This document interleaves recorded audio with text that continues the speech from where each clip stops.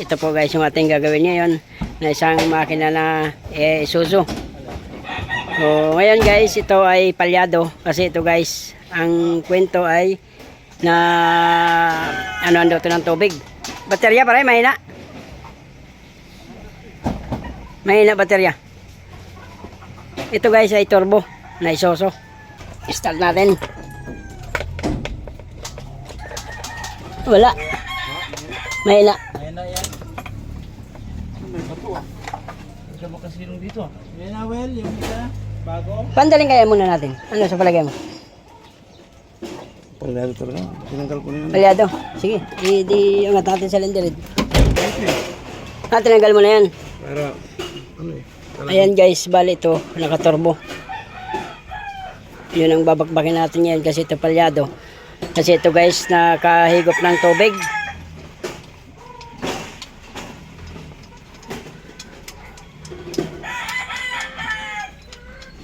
Ito may puno. May mainit. Kasi, nandito yung ano eh. Ha? Diyan nilagay ng tubig yan. Tambutso. Baka naman nung nilagay ng tubig to, nirevolusyon ng todo. Kaya bumigay yung makina. Hindi, ginagamit pa to eh. Papunta doon eh, tapos bigyan na naman. Siguro, partot na yun. Wala na. Bale ito guys, ang naging dahilan nito, kasi ito guys, sinugasan yung tambutso. Ngayon, napuno yung tambutso, nung pinaandar, pumasok yung tubig dito sa ating makina. Nung ginamit na ito guys, ay naging humina ang hatak, tapos umusok. Tapos naging palyado na guys. So ngayon ang nangyari dito, hinila. So ngayon guys, malalaman natin pag binuksan natin ang ating cylinder head kung may nabaluktot na connecting rod bearing dito o di kaya yung ating piston ring kung may na kayod o naputol. Pero pwede na yan. Oo, okay lang yan. Matatanggal naman yung bato na yun. Pwede na yan. So ngayon guys, babagbakin natin to. Tatanggalin natin itong mga accessory.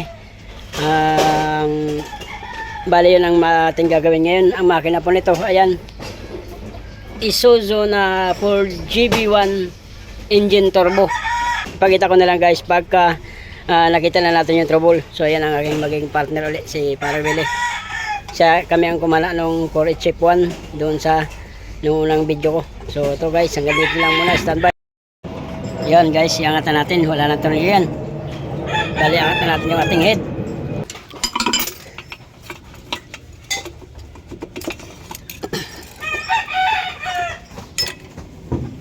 Ya.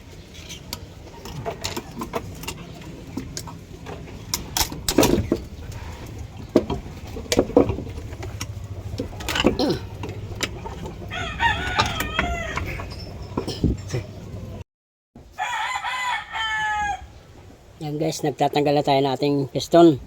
Yan. Ngayon hindi pa natin malaman kung ano ang dahilan ng usok. Oh, ano, tanggal isa? Tanggal. Ayun, okay naman yung kanyang liner. Check natin kung Pinag-ano ko na.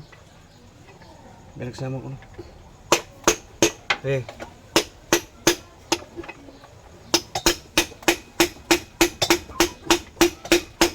Ayan, ganito. Eh.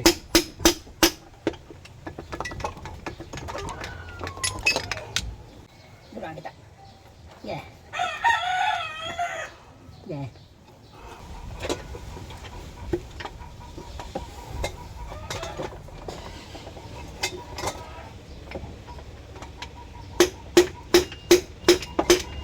Eh.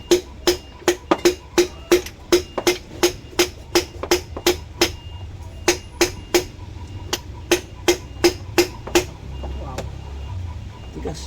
Meron dyan. Ha? Meron dyan. Interest nga ang inaano ko dyan. Pinag-aagad-dadahan ko eh. Ah. Okay. Kaya pumal. Number 3. 3. Ah. Ay, number 2. Oh. Okay. Kakap ng piston.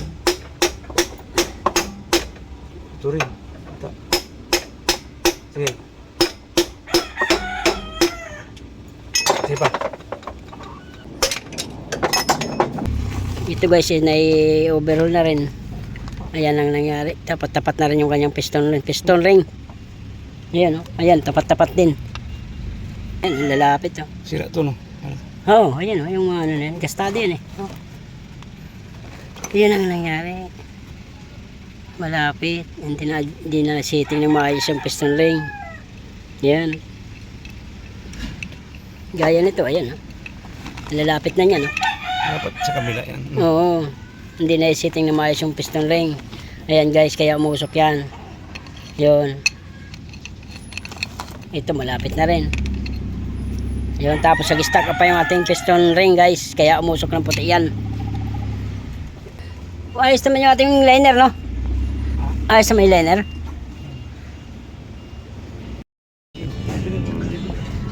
Ayan guys, yung ating piston. So, ang napansin natin dito guys is stack up yung ating piston ring. Ayan guys, ang palatandaan, kulay itim. Dapat yan guys, ang kulay niyan ganito. Ganito guys, ang kulay dapat niyan. Ayan. Ngayon, ang naging problema, dito guys siya dumaan sa ating piston ring. Kaya ito umusok ng itim. So, ayan guys, malaki yung kanyang gap. Clearance. Yun. Yan ang ating kapalitan dyan, yung ating piston tapos piston ring. Nagkaroon siya ng malaking clearance. Ito yung first. Yun ang problema niyan guys. So papalitan natin lahat yan, piston ring. Yun lang, connecting rod, wala tayong problema dyan. So walang nabaluktot dyan. Yun lang ang papalitan natin. Meron na tayong mga bagong piston yan. Ayan, mga bago na yan lahat guys. Bale piston ring lang ang ating papalitan. Yan. All GB1 engine na may turbo. Kumain na ako. Nagpa-vlog to eh. Kaya nga ako umuwi. Nagpa-vlog. Ayan guys, balik ito yung ating mga piston, mga bago lahat yan.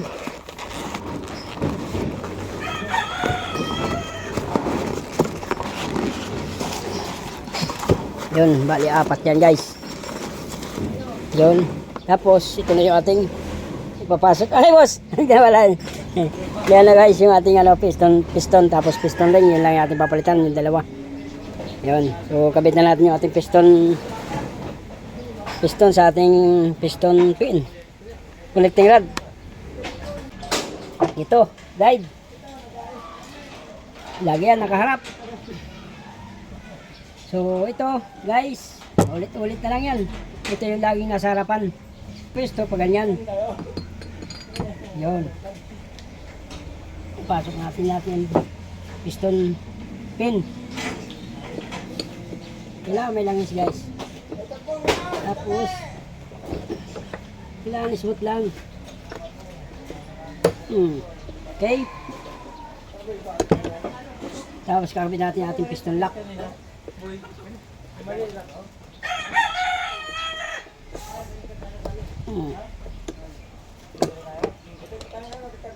Yun. Yan guys. Yan. Paharap. Tsaka ito, nasa harap din. Yan guys. Nasa harap to. Nasa harap din yung ating guide. Yun. Kailangan magkaparehas. Tapos, so ito guys. Ayan o. So, dapat talaga, pagaganyan, ayusin o tingnan ng mabuti. Ito bago piston pin kasama sa piston sa piston pin. Magkasama yan. So yan, sablay. Babalik natin ngayon yan sa ating kinuha na auto supply. Ito guys yung ating luma. Ito guys yung luma. So dapat nalayo talaga ng diferensya guys. Nalayo ng diferensya. Malaki. Itong nakuha na ibinigay sa atin ng auto supply is maliit. So maaga pa lang napansin na natin na mali ang binigay sa atin na pyesa. Ngayon ikukumpara natin kung siya nagkamali ang ating auto supply.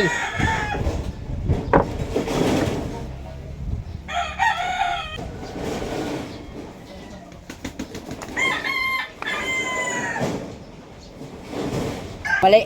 So, babalik natin to. Ay. Yun. So, dapat maganda guys at napansin natin ang ating pyesa na kinuha. Yun. Maganda at napansin natin nung kinabit natin.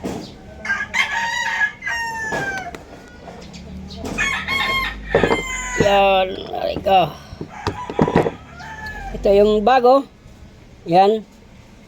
Tapos, ito yung bago rin na piston pin. Ngayon, pinasok natin. So, ayan guys, napakaluwag. So, mali po ito. Ito po yung dati. Yung original na nandito. Ayan. Ito yung tama. Yun.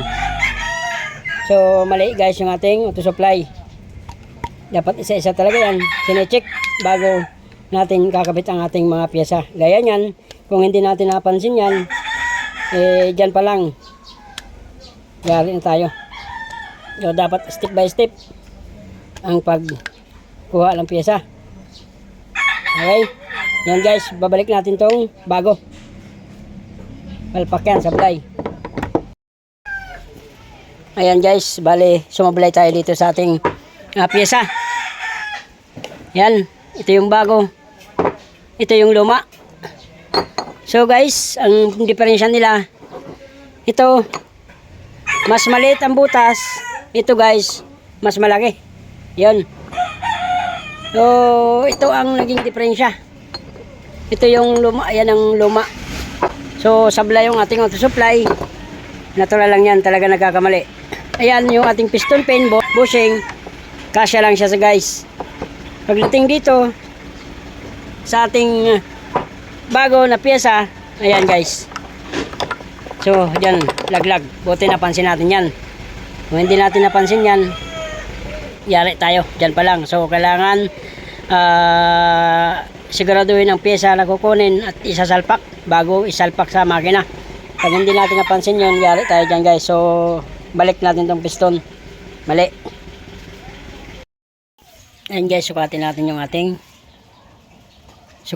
sukatin natin guys yung ating piston ring. Yan guys, standard to.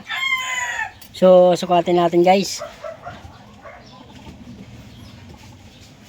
Kung ano ang kanyang gap or clearance. Yun. Sukat. Pasukan na. Yun. So yan, napakaganda ng kanyang clearance guys. 0.5 yan guys. Yan, yung kanyang clearance. Napakaganda. So dito tayo sa second ring. Pasok, tulak. Yun. Yan. Para sigurado. Yan, sakto lang din yung piston niya. Standard lahat niyan guys. Yun. Yung kanyang gap. Napakaganda ng gap na yan. Lahat yan standard. Piston ring liner. Ito pa rin yung dati niyang liner guys. Hindi natin pinalitan yan kasi okay naman siya. Wala naman siyang scratch. Ayan, napakakinis. Yun. So, pagka ganyan na hindi naman kailangan palitan, hindi natin pinapalitan yan. Yan, okay yan guys. Walang kayod yan. At saka ito ay wala namang issue ng overheat. Yun. Yun. So, okay tayo dyan sa liner na yan. Wala problema yan.